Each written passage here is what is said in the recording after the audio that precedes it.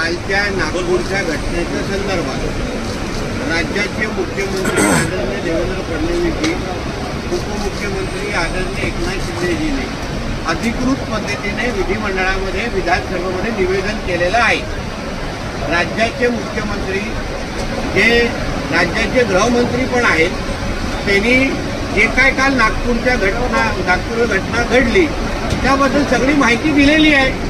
ते नेमकं कोणी सकाळी बजरंग दल आणि बीएचपी आणि हिंदुत्ववादी संघटना आंदोलन करत होते, त्याच्यानंतर दुपारी 3 वाजेपर्यंत तो सगळा विषय मिटलेला संपलेला, मग संध्याकाळी काही आंदोलन यार ये क्या अभी से आके मैडम कर रहे हैं। म्हणून ह्या सगळ्या गोष्टी घटना बघितल्यानंतर हे सगळं प्रीनियोजित होतं असं सगळ्याचा वास येतोय।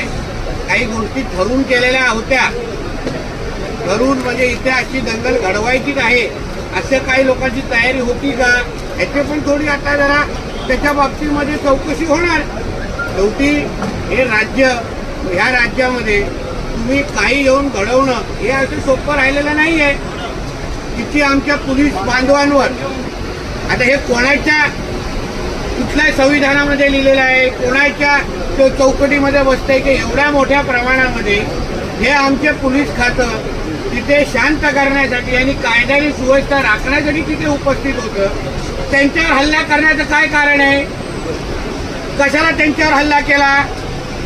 एकाचा आमच्या डीसीपी लेवलच्या अधिकाऱ्यांवर कुऱ्हाडीवर हल्ला केलेला आहे, कुऱ्हाडीने हल्ला केलेला आहे।